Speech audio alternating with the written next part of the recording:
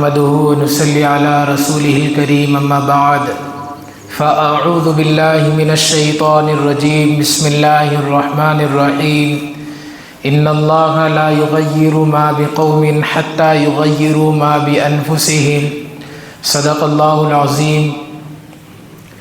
عزیز دوستو، بزرگوں، رمضان المبارک کا مبارک مہینہ آ رہا ہے اور یہ شعبان المعظم کا آخری جمعہ ہے۔ اس کے بعد جو جمعہ آئے گا وہ رمضان المبارک کا جمعہ ہوگا۔ تو رمضان المبارک کے تعلق سے ہمیں کیا تیاری کرنی ہے، کیسے رمضان المبارک کا استقبال کرنا ہے، اس بات کو ہم سمجھیں گے۔ قرآن مجید کی جو آیت تلاوت کی اس میں اللہ تعالیٰ فرماتے ہیں کہ اللہ تعالیٰ ان اللہ لا یغیر ما بقوم، کہ اللہ تعالیٰ کسی قوم کی حالت اس وقت تک نہیں بدلتے حتی یغیروا ما بانفسہم، جب تک کہ وہ قوم خود اپنی حالت کو نہ بدل لے۔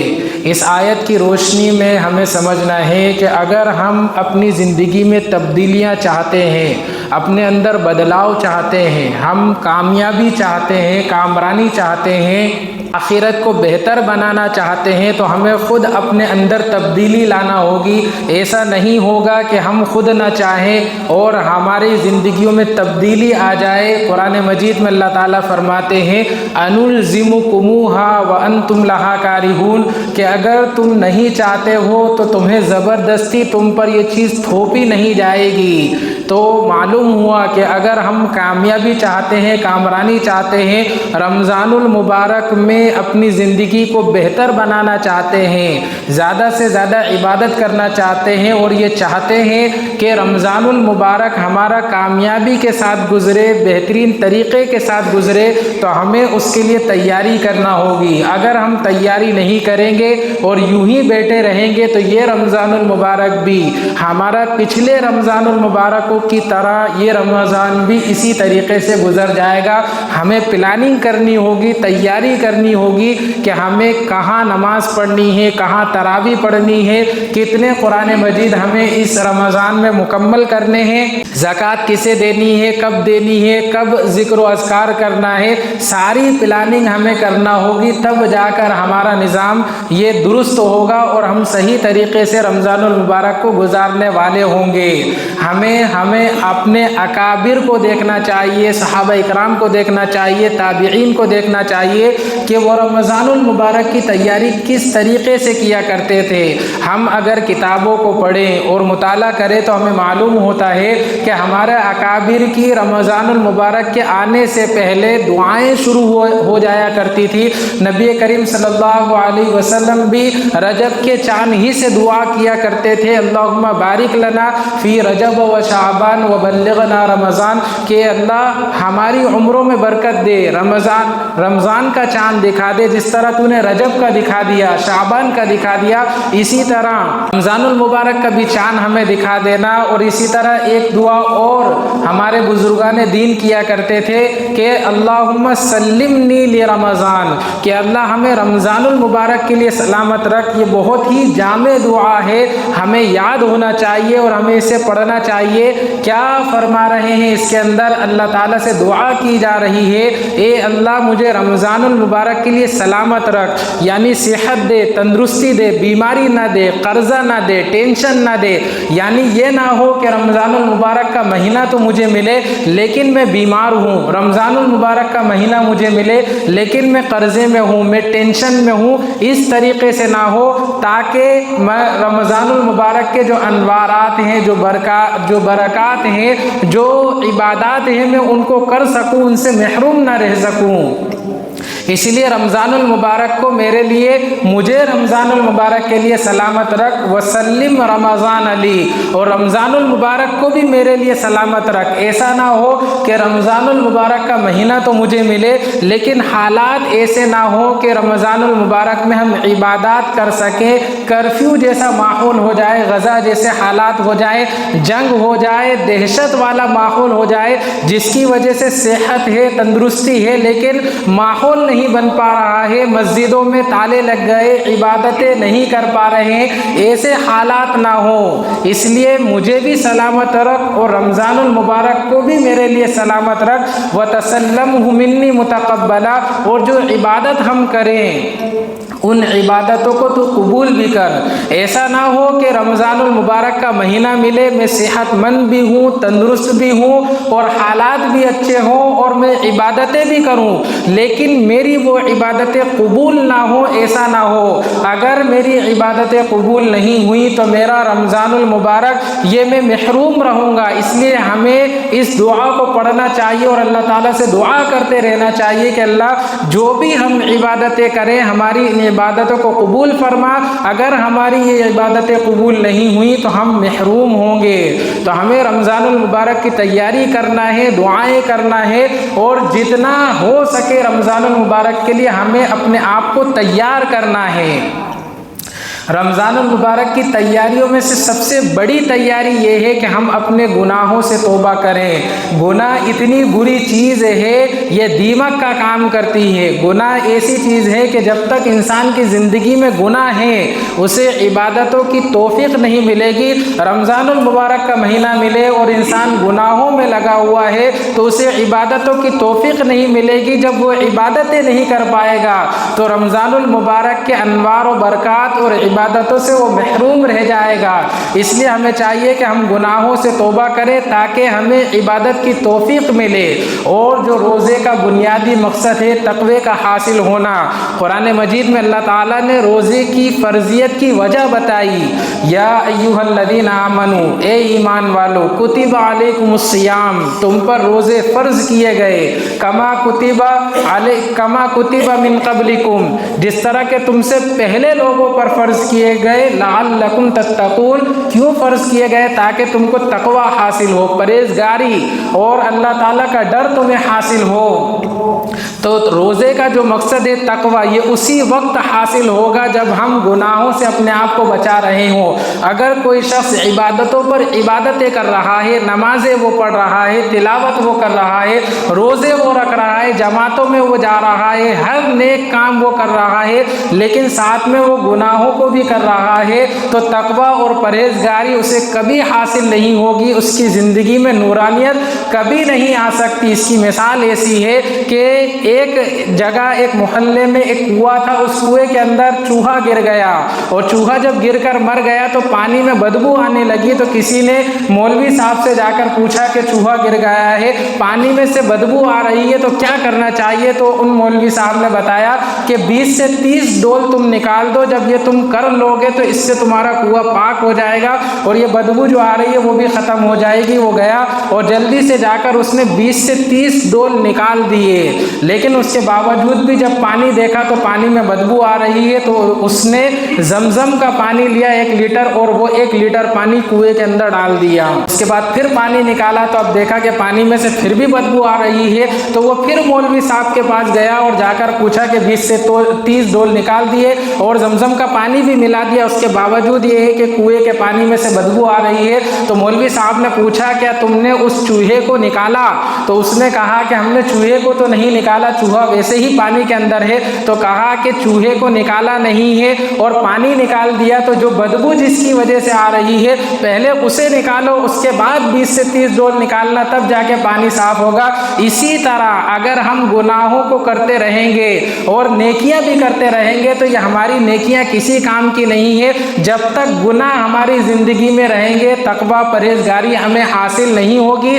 اس کو اس طریقے سے بھی سمجھا جا سکتا ہے کہ ایک شخص ہے جسے پانی کی ضرورت ہے اور وہ پھوٹی ہوئی بالٹی سے پانی نکالنے کی کوشش کر رہا ہے، تو جتنی بار وہ پانی کو کھینچے گا پانی اوپر آتے آتے وہ بالٹی پوری خالی ہو جائے گی۔ اسی طرح ایک شخص گناہ بھی کر رہا ہے، نیکیاں بھی کر رہا ہے، تو یہ گناہ کی وجہ سے اس کی زندگی میں چھید ہو چکے ہیں، جس کی وجہ سے اس کی تمام نیکیاں بہہ جائیں گی۔ جس طرح پھوٹی ہوئی بالٹی سے پانی بہہ جاتا ہے، پانی اس میں بھرا بھرا نہیں رہ سکتا، اسی طرح گناہ والی زندگی کے ساتھ یہ نیکیاں جمع نہیں ہو سکتی۔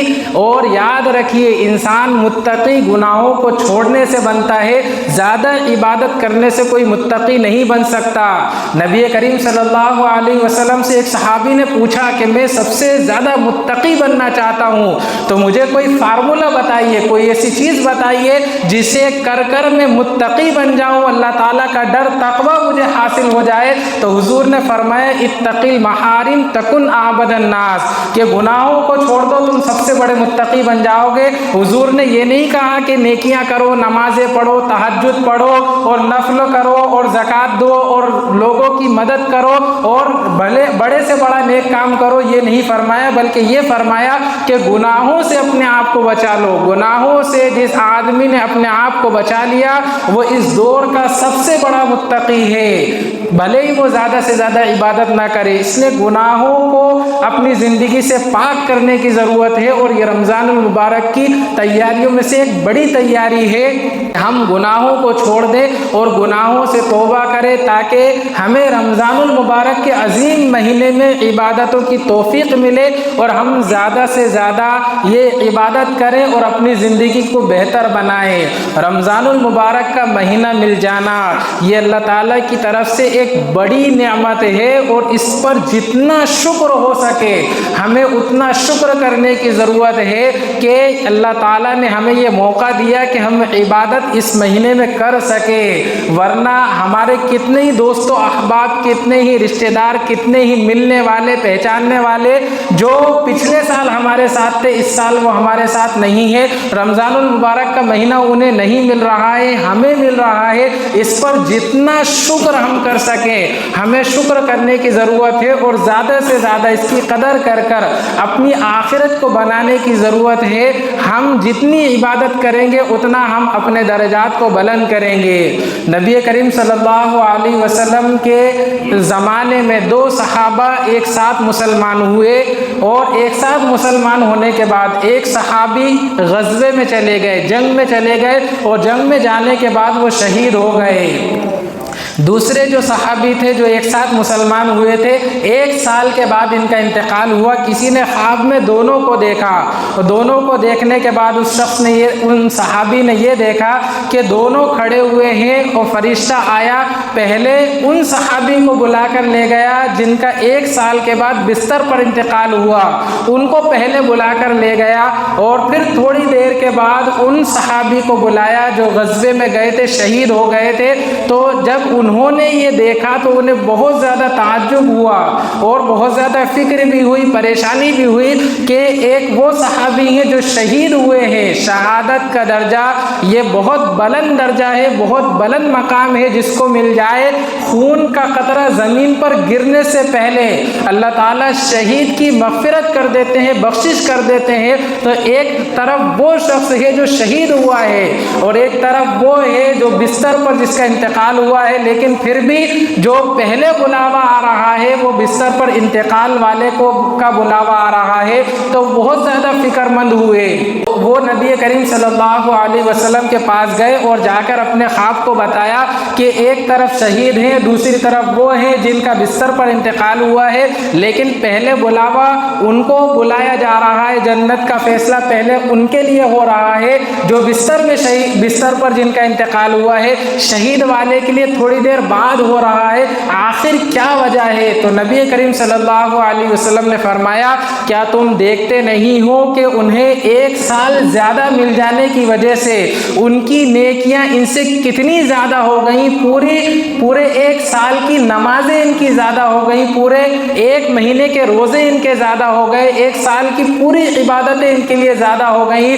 اس حدیث سے ہمیں معلوم ہوتا ہے کہ ایک سال کا مل جانا یہ اپنے آپ کو کتنا آگے بڑھا لینے جیسا ہے، کتنے ہی رمضان المبارک یہ اللہ تعالی ہمیں دیتے آئے ہیں، دے رہے ہیں، مل رہے ہیں، ہمیں اس کی کتنی قدر کرنے کی ضرورت ہے اور کتنا زیادہ ہمیں اس میں اہتمام سے عبادت کرنے کی ضرورت ہے۔ ایک حدیث میں نبی کریم صلی اللہ علیہ وسلم سے پوچھا گیا کہ بدترین شخص کون ہے؟ نبی کریم صلی اللہ علیہ وسلم نے فرمایا قال عمر وساء عمل، کہ جس کی عمر لمبی ہو، जिसे अल्लाह ताला उम्र लंबी दे, मौका दे इबादत करने का, ज़िंदगी दे, लंबी ज़िंदगी दे, लेकिन उसके बावजूद हाल उसका ये है कि उसके नामे अमल में नेकियां नहीं है, गुनाहों से उसका नामे अमल भरा हुआ है, नाफरमानी में उसने ज़िंदगी गुजारी है, तो ये शख्स बदतरीन है। इसलिए अल्लाह ताला हमें मौका दे रहा है, ये अजीम मौका हमें मिल रहा है इबादत का। हमें नियत करने चाहिए, प्लानिंग करना चाहिए, कदर करना चाहिए, शुक्र करना चाहिए और पूरी तैयारी के साथ हमें इसकी कदर करने की ज़रूरत है। हम बिल्कुल गफलत में ना रहें और इस सोच में बिल्कुल ना रहें कि आइंदा हमें फिर मौका मिल जाएगा, फिर कर लेंगे। ये शैतानी वसवसा है, शैतानी ख्याल है। शैतान जब किसी को नेकी से नहीं रोक पाता तो वो उसके दिल में ये बिठा देता है कि इबादत करना चाहिए, नेकियां करना चाहिए, अच्छी बात है, लेकिन अभी क्या है, अभी तुम्हारी उम्र ही क्या है, अभी तो बहुत मौके तुम्हें मिलेंगे इबादत के, कई रमज़ान तुम्हें मिलेंगे, ये रमज़ान न सही, आगे वाला जो रमज़ान आएगा उसमें तुम इबादत करके अपनी कसर को पूरी कर लेना।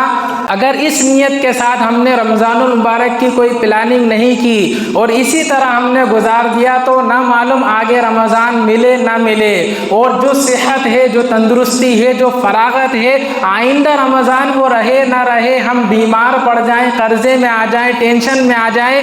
इसलिए हमें बिल्कुल गफलत नहीं बरतना चाहिए। और जो शख्स ये सोच कर के आइंदा मौका मिलेगा और इस रमज़ान की जिम्मेदारियाँ वो आगे रमज़ान में डाल देता है तो वो बेवकूफ़ है वो शख्स। खलीफा उमर बिन अब्दुल अजीज़ रहमतुल्लाहि अलैह ये एक मरतबा खिलाफत का काम कर रहे थे और काम करते करते जब बहुत ज़्यादा थकान इनको हो गई तो इन्होंने थोड़ा इत्मीनान के लिए, राहत के लिए अपने कलम को रोक दिया और थोड़ा इत्मीनान से बैठ गए। तो वज़ीर और जो मुशीर था उसने कहा कि हज़रत आप आज बहुत ज़्यादा काम में मशगूल रहे जिसकी वजह से थकान हो गई है और काम अब भी बहुत बाकी है, लिहाजा इस काम को कल के लिए छोड़ दीजिए। तो हज़रत ने जवाब दिया कि अगर मैं आज के काम को आज नहीं करूँगा और कल पे छोड़ दूँगा तो कल का भी काम होगा। जब एक दिन का काम एक दिन में मैं पूरा नहीं कर सकता तो 2 दिन का काम मैं एक दिन में कैसे पूरा करूँगा। तो ये ठीक ऐसा ही है कि अगर हम रमज़ानुल मुबारक इस महीने की जो जिम्मेदारियाँ हैं उस जिम्मेदारियों को अगर हम अगले महीने पर डाल देंगे तो अगले महीने की भी तो जिम्मेदारियां होंगी, हम उन जिम्मेदारियों को कैसे पूरा करेंगे।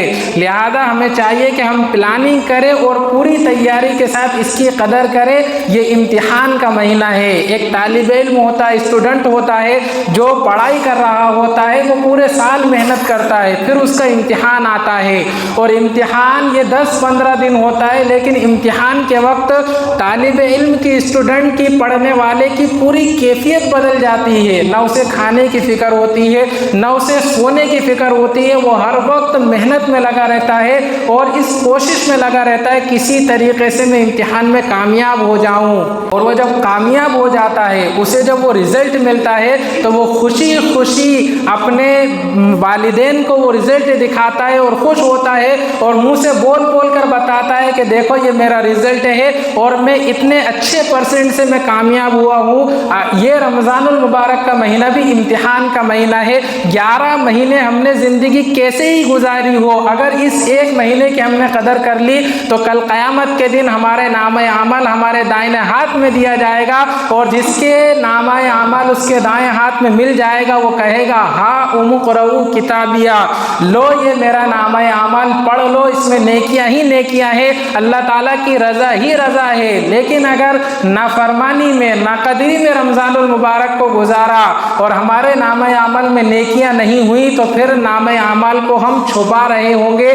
ठीक उस स्टूडेंट, उस तालिब इल्म की तरह जो इम्तिहान में मेहनत ना करे और फेल हो जाए तो वो अपने रिज़ल्ट को छुपाता है, किसी को बताता नहीं है। तो हमें अपने रिज़ल्ट को दिखाना है और उस दिखाने के लिए हमें तैयारी करना होगी और तैयारी हमें इबादत करना है ताकि आखिरत में हमारा रिज़ल्ट अच्छे से अच्छा हो और हम दिखा सकें। बाज़ लोग नाउम्मीदी अपने दिल में बिठाए होते हैं, अपने आप को बदलने के लिए बिल्कुल तैयार नहीं होते और वो ये सोचते हैं कि हम तो गुनहगार हैं और हम कहाँ ज़्यादा इबादत करने वाले हैं, कहाँ अल्लाह ताला हमारी ज़्यादा सुनने वाला है। ये गलत फहमी है। जब बंदा ये अल्लाह ताला से कहता है कि अल्लाह ताला मेरी तरफ देख, तो अल्लाह ताला कहते बंदे पहले अपने आमाल को देख। इंसान जब अपने आप को बदलेगा और अल्लाह ताला के करीब होगा तो हदीस कुदसी है, नबी करीम सल्लल्लाहु अलैहि वसल्लम ने फरमाया कि जब बंदा अल्लाह ताला के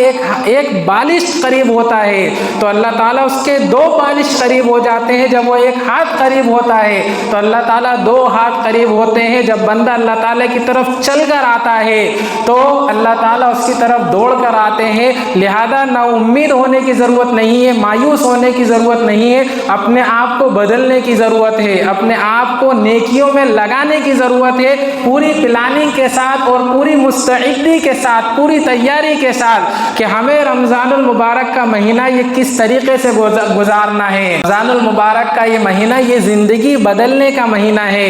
बाज़ लोग अपने आप को रमज़ानुल मुबारक के लिए बदलते हैं कि रमज़ानुल मुबारक का महीना आ रहा है तो अब दाढ़ी भी बढ़ रही है, दाढ़ी कटा नहीं रहे हैं, गाने भी अब नहीं सुन रहे हैं, अब मस्जिदों में भी आ रहे हैं, इबादतें भी कर रहे हैं, सरों पर टोपियां भी लगी हुई हैं, सारे नेक काम वो कर रहे हैं, लेकिन रमज़ानुल मुबारक के लिए कर रहे हैं। जैसे ही चांद दिखेगा दाढ़ी रात ही में कट जाएगी, सुबह तक का इंतज़ार नहीं किया जाएगा। और ईद की नमाज के लिए जैसे पहले थे, रमज़ानुल मुबारक से पहले जैसे थे, वैसे ही ईद का चांद दिखकर हो जाते हैं। हमें सोचना चाहिए कि ये पूरा महीना हमें मिला, क्या रमज़ान हमें रमज़ानी बनाने के लिए मिला है या रब्बानी बनाने के लिए मिला है?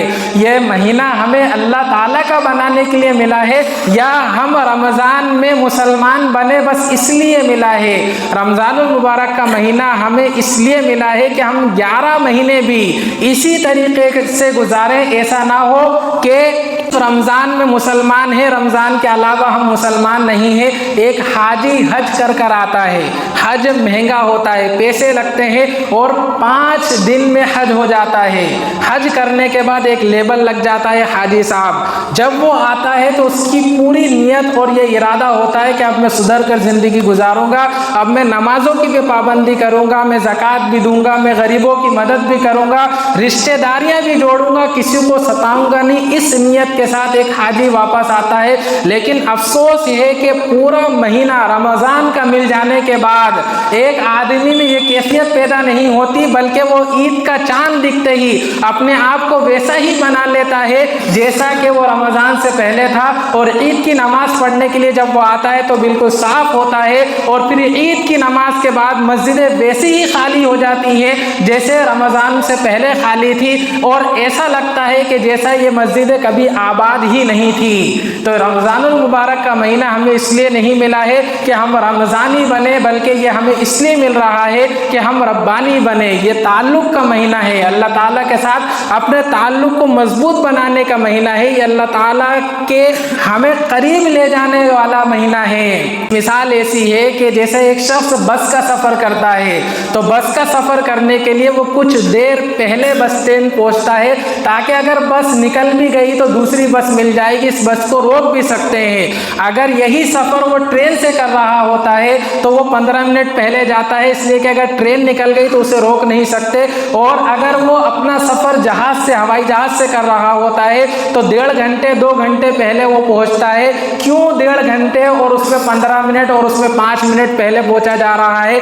असल सवारियों का फ़र्क है। तो जितनी तेज़ रफ्तारी से मंजिल तक पहुंचाने वाली सवारी होगी उसका एहतराम, उसकी अजमत उतनी ही ज़्यादा होगी।